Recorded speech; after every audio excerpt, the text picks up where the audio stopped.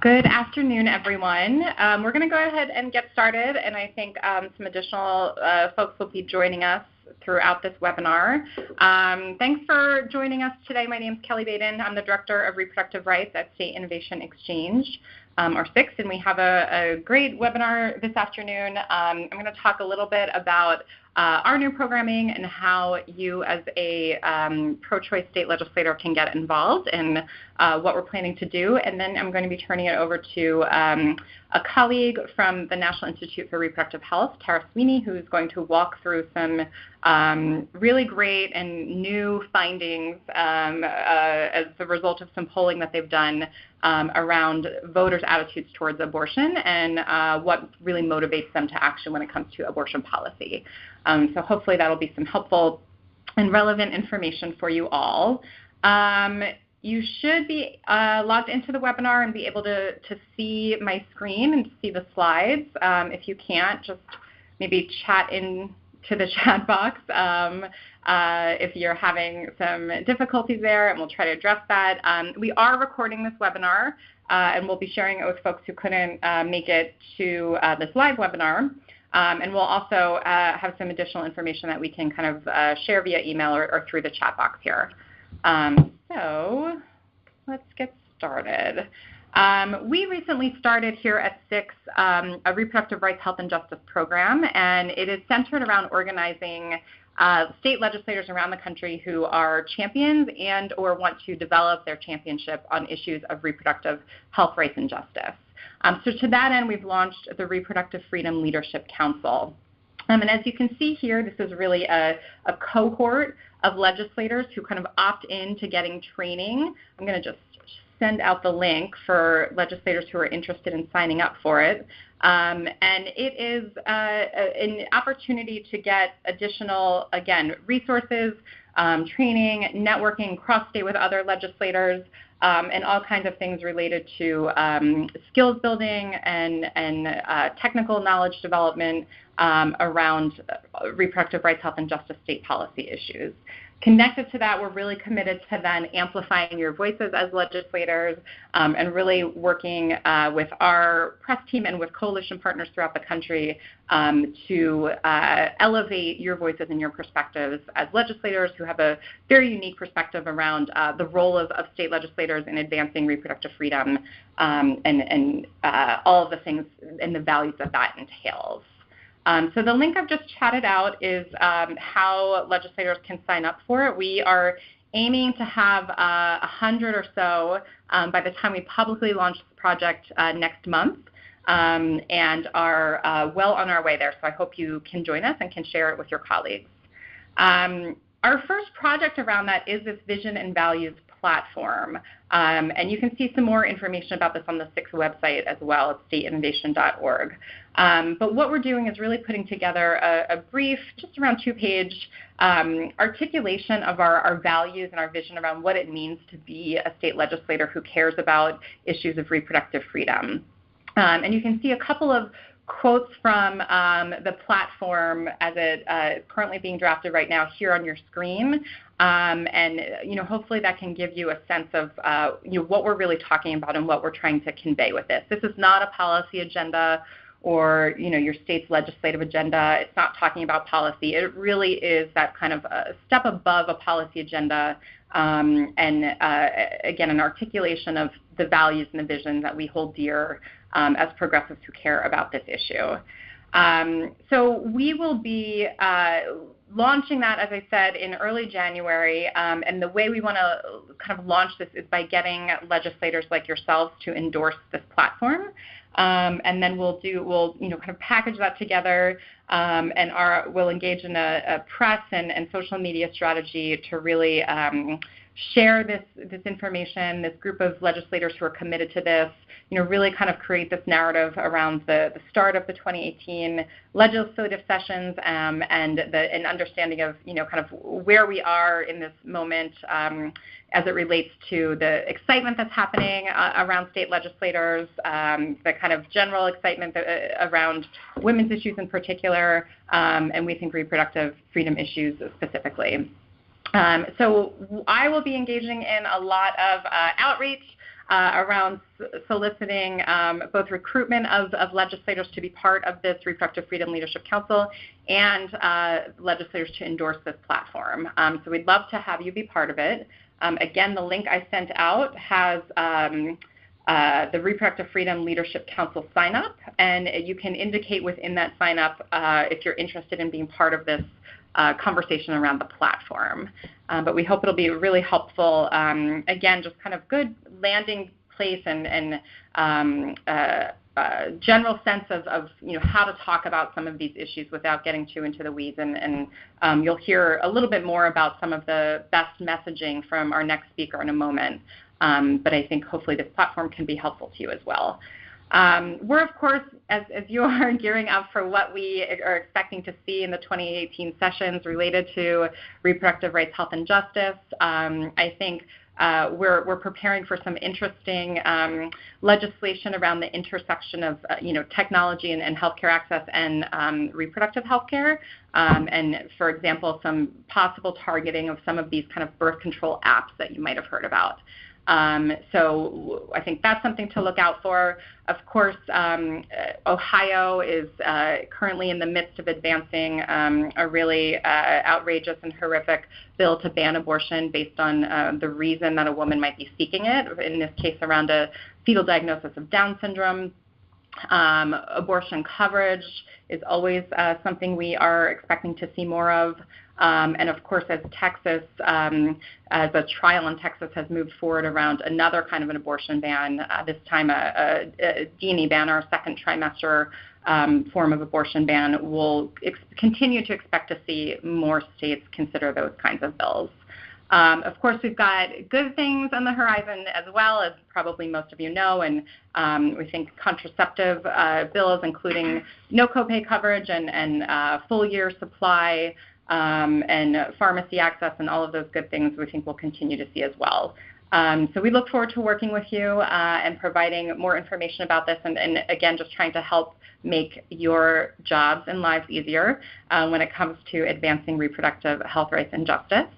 So thank you. Contact me anytime. You can see my email address here, and I'd be happy to answer any more questions and to, again, just work with you and your state coalitions as we prepare for 2018 and beyond.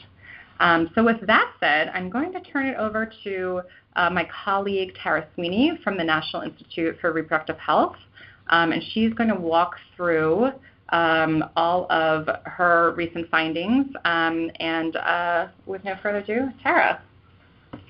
Okay, thank you, Kelly. As Kelly said, I'm Tara Sweeney. I'm the Vice President for Communications at the National Institute for Reproductive Health.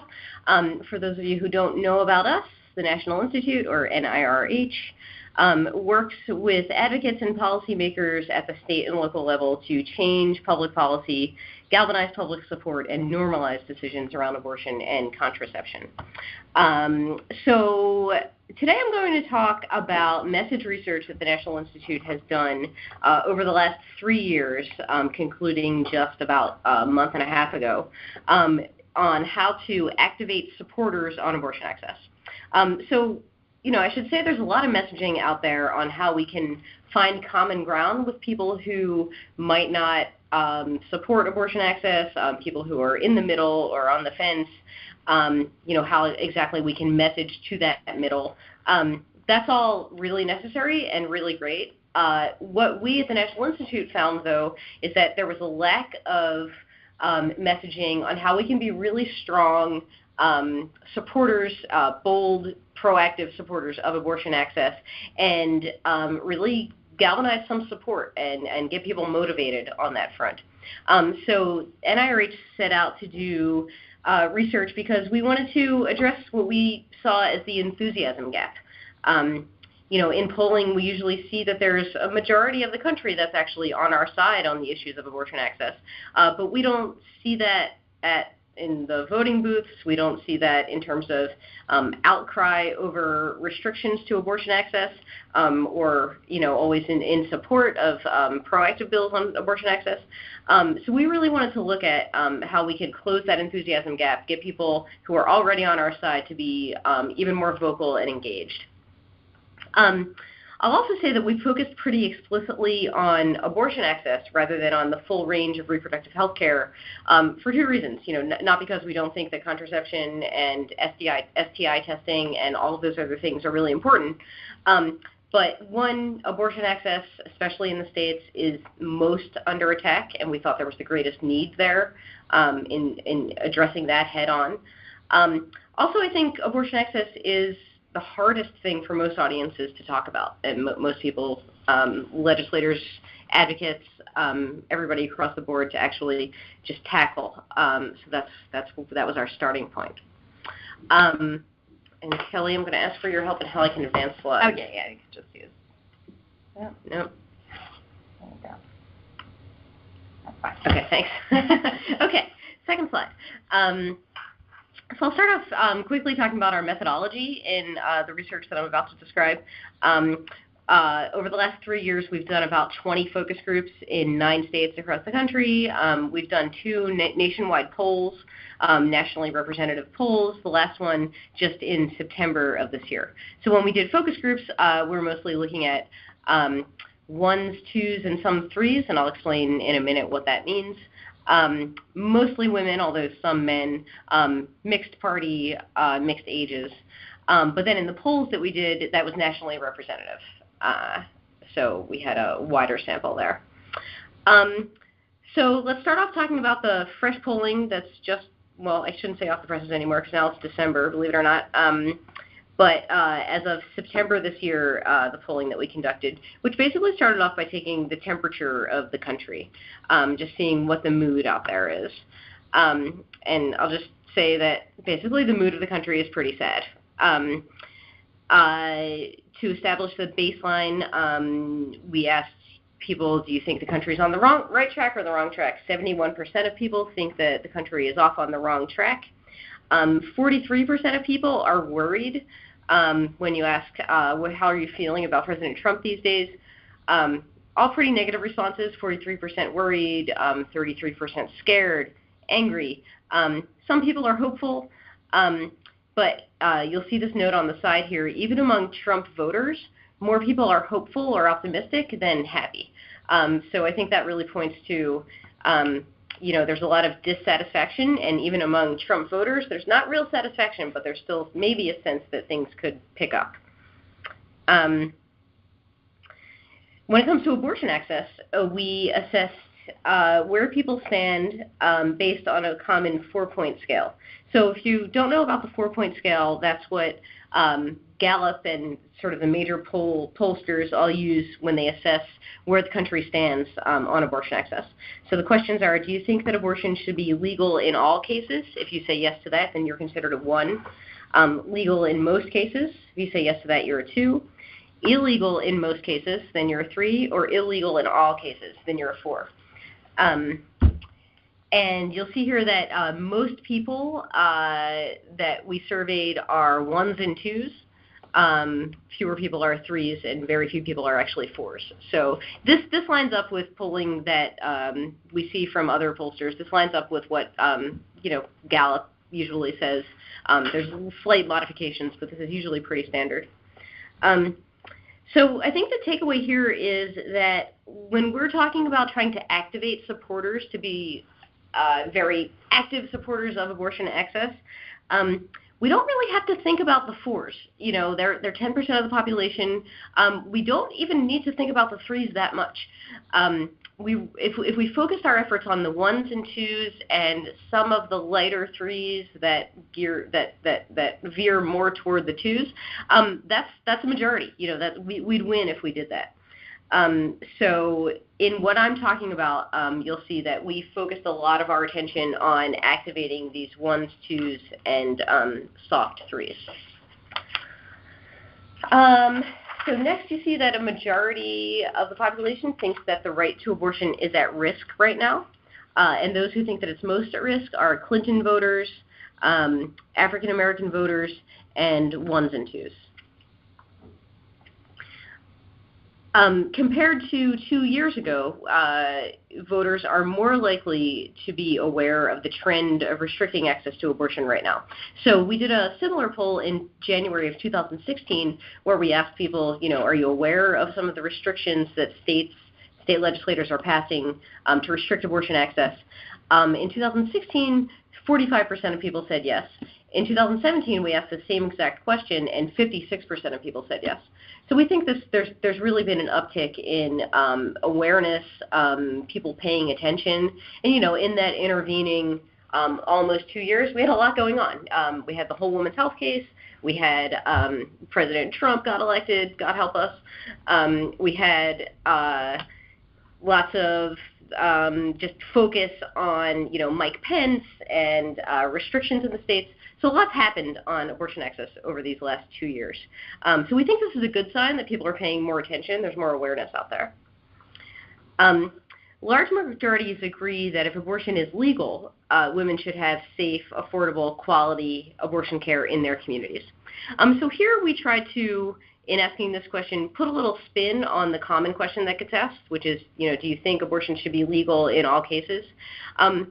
We're trying to encourage a more ambitious goal than just legal or just safe and legal.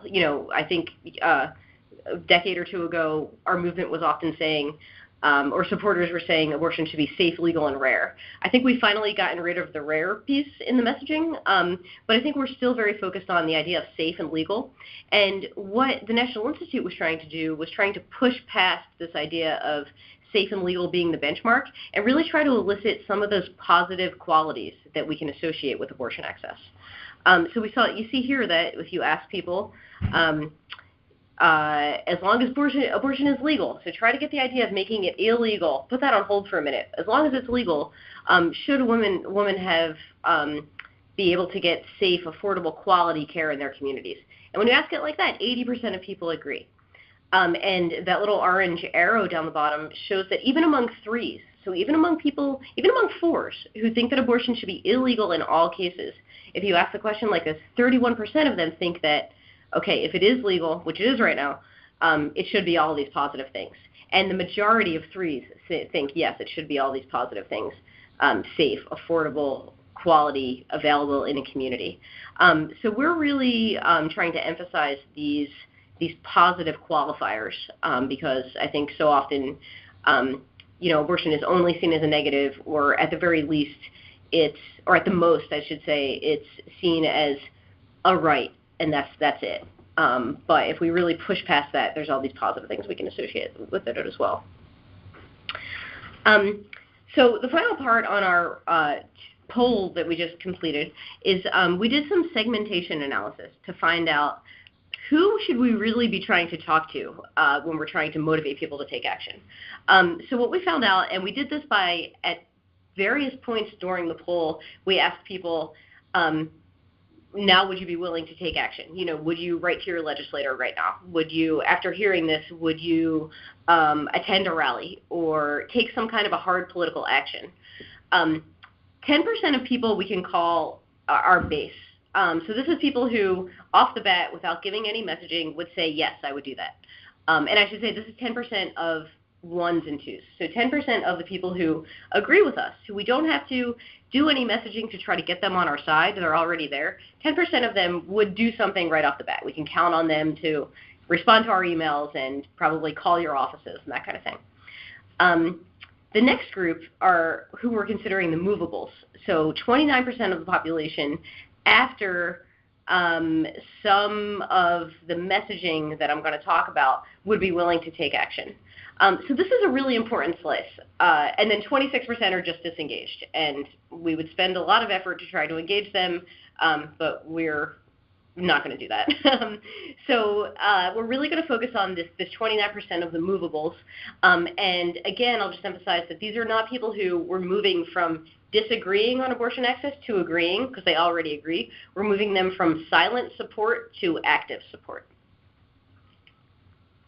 So let's keep this in mind because I think, obviously when you're talking about any form of messaging, having your audience in mind is absolutely important. So just keep in mind I'm going to be talking about some very sort of bold, proactive messages, and those aren't the messages that are geared at the people in the middle or 3s and 4s or, people you're trying to win over who are not supportive. This is,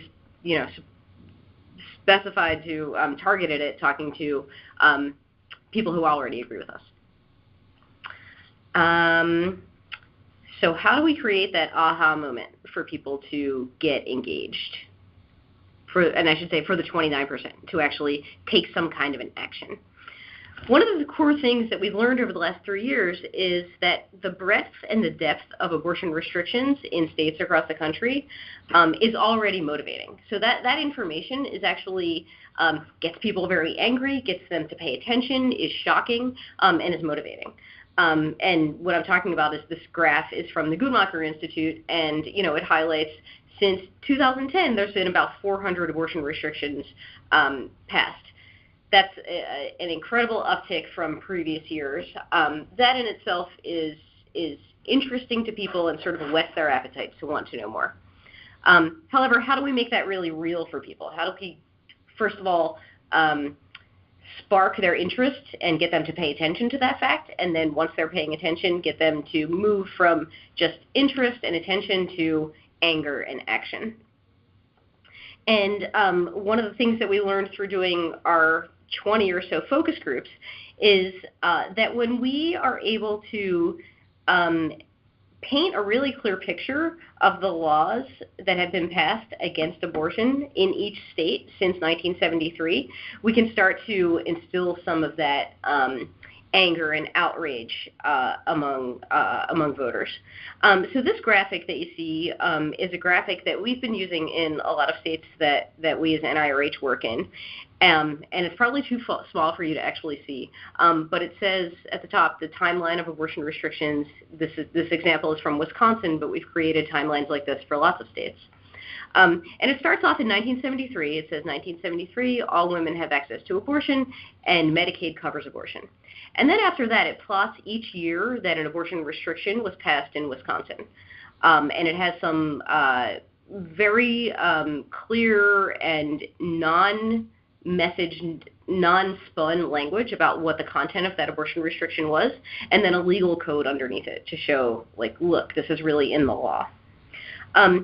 So what we saw happen when we distribute this graphic and give people time to really digest it, right from the beginning, we're right from the circle that says 1973, we're showing a tangible way that we, either as a state or as a nation, have slid backwards, right? So we're saying 1973, all women have access to abortion, and Medicaid covers abortion. When you compare that to now, Medicaid does not cover abortion. So I think it's pretty shocking to people that there's this very tangible way that we used to have a right or a kind of access that we no longer have. And I think if we can point out these ways that we've gone backwards, things that have been taken away, our rights that have been taken away, that's really powerful.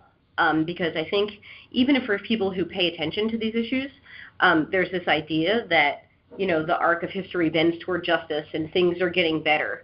And we found this especially with the focus groups we did among millennials, that there's this shock and this outrage that takes place when you show a tangible way that something used to be better than it is now, because that just subverts the view that we all want to have. So right from the beginning, we're showing that tangible way that things have gotten worse. And the more we can focus on the legislature specifically, not all of you, of course, but your other colleagues, the way that rights are being taken away, that's really motivating. I'd say reactions to this kind of a graphic is incredibly strong. So this slide shows some of the most common reactions that we've gotten. So people are shocked and angry at the way each state has moved backwards. They say things like, I can't believe we're going backwards. This looks like the government's trying to take control. They're taking away our choice. So that's all important. Another important thing that happens when you show the full range of abortion restrictions in a given state is that it provides context for any one restriction, right? So Kelly started off by talking about a Down syndrome ban that Ohio is facing. I think the opposition wants us to really get into the nitty-gritty of Down syndrome and a Down syndrome fetus and, really be stuck in that very narrow place. But the more we can zoom back from that and look at the context of what this one ban means in the context of all of the bans, all of the attempts to restrict abortion access that have come before it in Ohio, that paints a very different picture, right? And I love this quote. It just happens to be from a woman in Ohio that came from a focus group that we did where we highlighted a 20-week ban in Ohio. And I think you all probably know that later abortion is one of the tougher topics for our movement to message around. But this woman said, she saw the 20-week ban in the full list of restrictions, and she said, now it's 20 weeks, in 5 years it'll be 15 weeks, and then in 10 years it'll be 10 weeks. They're just going to continue to lower the number to the point where it's too late and women have no time. So this is without us really doing any messaging specifically around 20-week bans, but we see when people are given the full context, they start to realize the bigger systematic problems, and it sort of unveils what the opposition is trying to do. They really don't care about the specifics of Down syndrome. They really don't care about a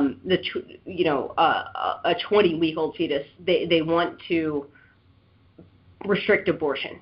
That's their general goal. And I think the more we can illustrate that for people rather than telling it to them outright and sort of lead them to draw that conclusion, the more we find that people are generally on our side. So to summarize I call this summarizing the problem statement. The problem statement is all of these restrictions that we're facing, right? Like that's the problem out there. So the most effective way to summarize this problem statement is to first be specific about the sheer number of laws. So something like, since 2011, politicians have quietly passed 391 new laws against abortion in 33 states across the country. I think there's an easy way to make that specific to your state. So since a given time, legislators, however you want to describe them, have tried to restrict abortion access 17 different times. We saw our colleagues in Ohio using that actually during the 20-week ban fight. Instead of getting into the nitty-gritty of 20-week bans, they just called it the 17th attempt to restrict abortion access since Kasich came to power or something like that. I don't know if 17 is actually correct, but putting that distinct number on things really puts an individual ban in a different context. The second tip is to flesh out that number a bit with some specificity from your state. So say what these laws are trying to do. They're trying to prevent a woman from getting an abortion, lying to her, delaying her, doing tests she doesn't need, making it cost more than it should, letting people harass her, and closing nearby clinics. There's some piece of this, I'm sure, that could apply to restrictions that have targeted women in your states. So I think starting off with the number and then fleshing that out a bit is important. Third, explain the intent behind these laws. Intent to shame, pressure, punish women. That's what they're actually trying to do. And then finally, connect it with the federal administration. And I think you understand best where your constituents are and how much beating up on or aligning with the federal administration helps your case. But what we saw is the more that people are basically already paying attention, at least somewhat, to what's going on the federal level. So the more you can tie what's happening in your state to what's happening on the federal level, the more that sort of resonates with voters. So once this groundwork is all laid, and I know I'm throwing out a lot of information at you, but I think we'll have enough time for questions at the end.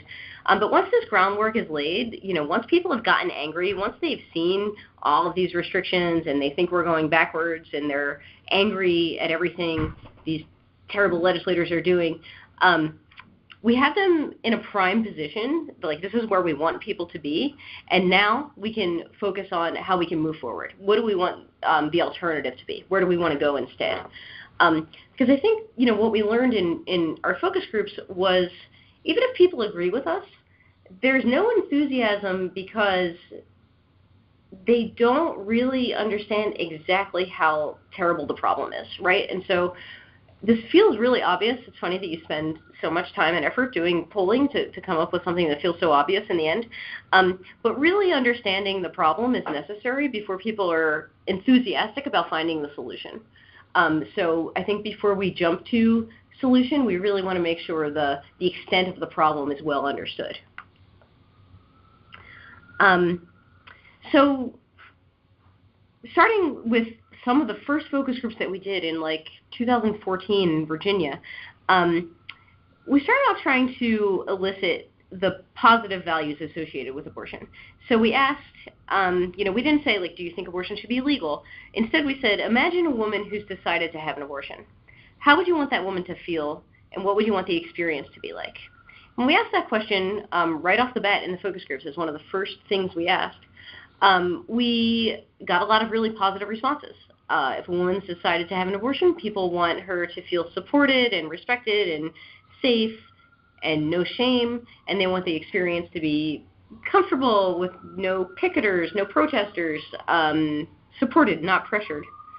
So this is really great. This is really positive. I think the reason that these answers were so positive was in the framing of the question, right? So we said, imagine a woman who has decided to have an abortion. We didn't say, imagine a woman who's pregnant and doesn't know what to do.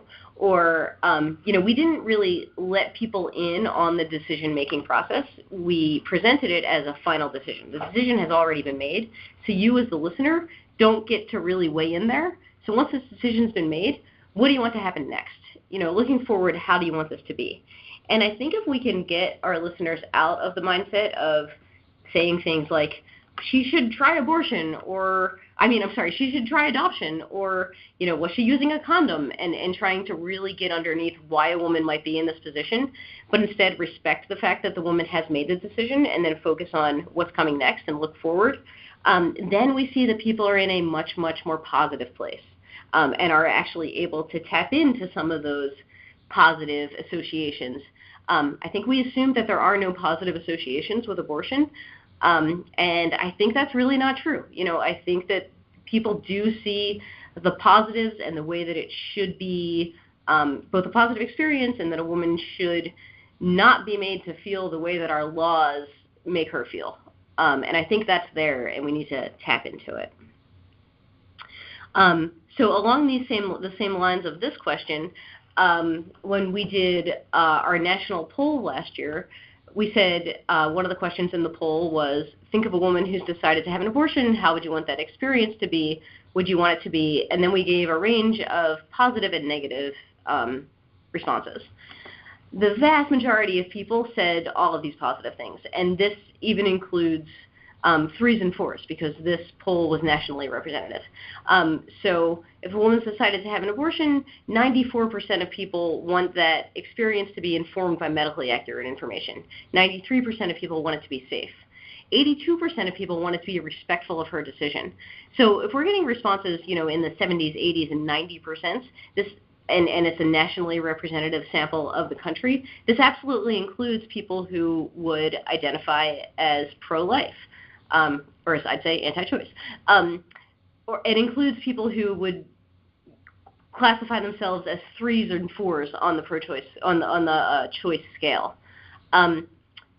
So I think this is further proof that there are these positive values that can be associated with abortion if we really think about an individual woman and what her experience might be, and sort of get our listeners out of the mindset of, playing Supreme Court and only thinking about whether it should be legal or not.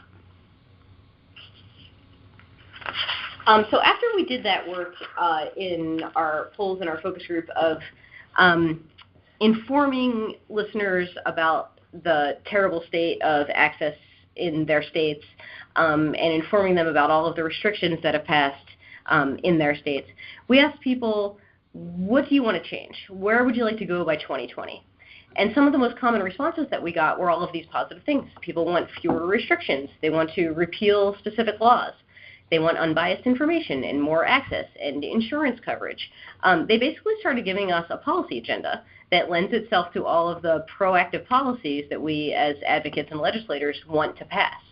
And, I think it's interesting that this agenda basically just came from people's minds. It just was their first response after seeing how bad things have gotten in their states. So along those lines, when we did a national poll last year, we asked about support for all of these very specific proactive proposals. So each of these questions is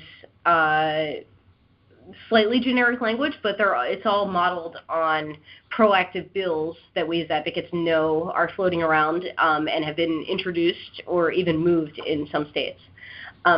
All of these proactive policy solutions got a lot of support, and I think that's really because we had primed listeners with how many restrictions there have been, how bad things have gotten, and then once they heard that, they were ready to go in a different direction. So I think the lesson here is, I think motivating people around policies, motivating voters around policies feels really complicated and boring, some might say, but when primed correctly, the motivation is really there, and what they want is policy solutions. When we asked them what they wanted, they didn't say things like, we want to be able to drive women to the clinics or to, fund abortions. They weren't really thinking about solutions that were personally targeted to women. They were thinking about more systematic solutions, policy solutions, which I think is really important. And I've heard that be described as grab them by the policy, which I just love. I think that's so great. And again, some woman in the Women's March just had that on a sign, and I think that's exactly the message that we want to send. That the effect of negative policies is felt personally by women across the country and people across the country, but the solutions are systematic policy solutions. Okay, almost done, and then we can have a conversation. So in communicating about all of these positive, proactive policies, of course, the framing is really important, and actually getting people excited about these policies is absolutely critical. Otherwise, they just fall on deaf ears. So in our poll in September, we spent a lot of time talking about values and which values people associate with pushing forward proactive policy solutions for abortion access. The top values that we saw that people associate with abortion access are values of control over one's body, individual rights, control over your life path. And I think this is really interesting. I bring this up because, first of all, the values among the total population and among ones and twos are not that different. The same things rise to the top. But also I think the way that we have commonly talked about this issue, with what I'll call some of the softer values, like compassion and dignity and equality and just women's rights, those are all really low on the list. And what I would call the more forceful values, control, rights, we heard a lot of people talk about taking back control. Those were all right at the top. And I think that really speaks to the place we are as a country right now and where voters are, sort of both the threat that they see and the sort of strong reaction that they're wanting to taking our rights back, taking control back. I think another way to think of this is an autonomy frame. And I bring up this Nation article that I like so much because it really uses this autonomy frame, which I see as synonymous with a control frame, as an umbrella frame that can unite a lot of the different issues that we care about, right? So it, the idea of control over our bodies and control over our lives, and freedom and autonomy can really speak to reproductive rights, immigration rights, LGBTQ rights, racial equity issues. And I think that's one of the things that people in our movement struggle to do, and progressives in general struggle to do, is how can we not just motivate single-issue voters, because I think we've had a lot of trouble doing that, but what's a framework that we can use that doesn't leave any issue behind? And I think this is a good one for that. So getting to the conclusion here, one of the final things that we tested in our poll was messages from legislators. So if anybody stopped paying attention, I'll say that again. We tested messages from legislators and what would compel an average voter to support and listen to and appreciate and take action on something that a legislator said. So the message that you see here is the message that was the most motivating. And we didn't ask people like, what do you support or what do you like? We said, what would make you want to take some kind of action if you heard a legislator say the following things? And it looks like there wasn't much support. 24% doesn't look like a lot, but it was compared to like 8 other messages, and this one clearly rose to the top. So the message that was most motivating was, let's work to make sure we all have the rights, freedoms, and opportunities to control our lives at the most basic level, our bodies, our families, and our life's path, and that includes the right and ability to have an abortion. So I think there are a few reasons that this message worked best among the people that we're trying to motivate, which are 1s, 2s, and 3s. And the reason I think this works is that this message, it included talking about control, which we saw was a value that was really resonating right now. It talks about freedom, which is another value that resonates really across the board. It names the right and ability to have an abortion sort of in the context of those bigger issues. So it's not just about the abortion, but it shows that access to abortion really fits into this idea of control over our lives.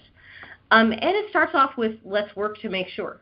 There was other language that we tried that was a little less active that didn't work as well. And our takeaway there is that, people are responding well to the idea that legislators have a plan and are taking action and are being active.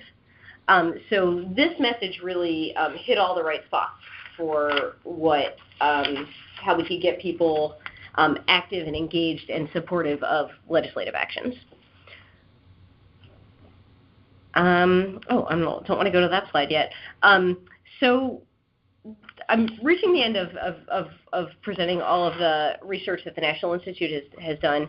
I think some of the core takeaways from what we found so far are that people are paying more attention right now than they have in the past. They're worried about the state of the country and about access to abortion. They actually do think it's at risk. And as somebody who's worked in this movement for more than 10 years, I'm gratified and happy to see that people realize that our right is at risk, because I think that we've talked about that for a long time, and maybe this movement has not done it, has cried wolf at certain times, but that's not the case right now, and people recognize that, that it really does feel like our rights, sort of across the board, but especially when it comes to abortion access, actually are at risk, and that's a very different place than we've seen over the last decade. People have heard about what's going on in Washington, D.C., and when they learn about what's happening in their states, they're angry and motivated to action. In contrast to how abortion is legislated and restricted, they want women to be supported and to have a more positive experience accessing abortion. And I'll just emphasize the first part of what I said, that support and motivation for people to, or for women to have positive experiences is really in contrast to what they see is actually happening out there. And then last, people are poised and they're ready for action, and they're ready to support elected officials who carry a positive, hopeful message and who have a plan.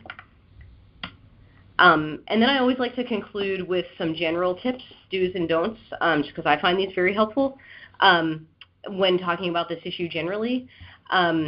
So, we always want to be inclusive, use inclusive language, we, us. I really want to emphasize this point about, instead of talking about the decision-making process and having an abortion, instead try talking about I skipped over. But talk about how a woman's decided to have an abortion. You know, she's already made that decision, and now what do we want to do? Where do we want to put our efforts? So don't look backward, look forward. The others, I think, are a little more obvious. You know, the terms pro-choice and pro-life can often be polarizing and can be seen as code for political parties. So instead of pro-choice, you know, in some groups, pro-choice really works well. In others, talking about actually supporting abortion rights, supporting reproductive rights, a woman's decision-making process.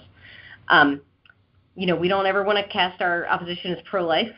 Calling them out as anti-abortion makes more sense. We want to focus on positive values, so get beyond just safe and legal and talk about some of the other positives. It's very stigmatizing to say that abortion should be rare. So instead we could say all these positive things. Abortion should be safe, legal, available in a woman's community, and accessed without shame or pressure. And here you have my email address. So I just talked a lot. Ooh, but we have 10 minutes left. So that's good. If you have specific questions, definitely feel free to email me. I'm happy to dive into any of this. We have a lot more information. Even though I just talked for so long, we have even more. So I'm happy to talk to anybody who wants to talk about this, or with anybody who wants to talk about this. So I think from there we can open up to questions. Yeah. Thanks, Tara. So Vanessa, if you could open up the phone lines in case we have any audio questions that want to come in, that'd be great. And in the meantime, folks can also chat a question in if you'd like. And if there's any slide of information that you want us to go back to, we, of course, can do that too. But Vanessa, can you open up the lines? Maybe.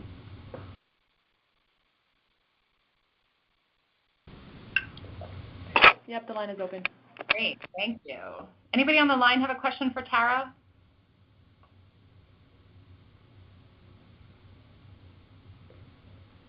Is there a way we can get copies of these slides? Yeah. Notes, but.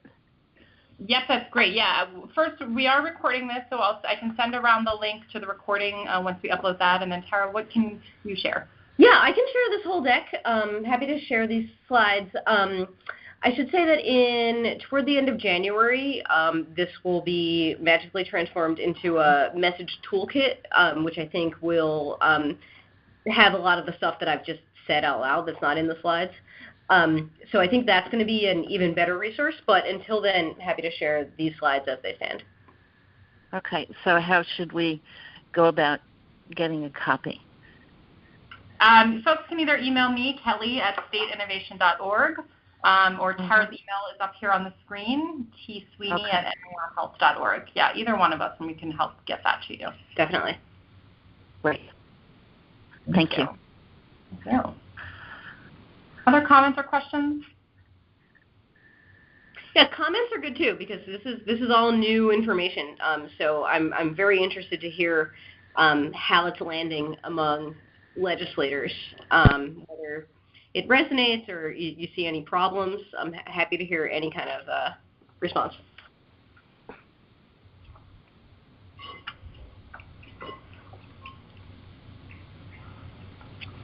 Yeah, are the lines open? Yeah. Yeah. Hey, good. Joe Bolcom, member of the Iowa Senate in Iowa. A great presentation. I love the reframing about the decision's been made. How can we support this woman having an abortion? I think that's really smart. We've just gone through in 2017 a crazy set of restrictions passed here, and it'd be nice to try and turn the tables and get on the offensive a little bit. Yeah, great. Did you say Iowa? Is that what you said? Yeah. Okay. No, but nice work. Thank you. Thanks so much. Anyone else?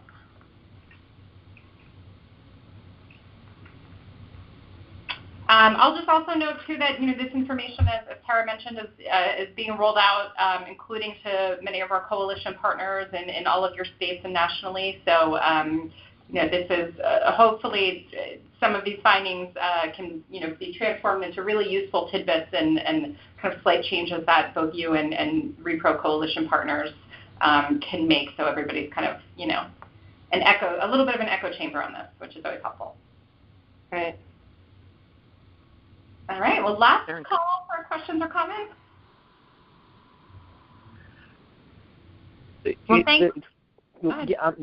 Joe Bolcom again in Iowa. So, getting on the offensive seems like a few steps away for us here, right? We still have all these legislative Republican majorities, and I saw some focus group stuff here in Iowa post-election, and the Democrats are like one of the things we're like the abortion people, right?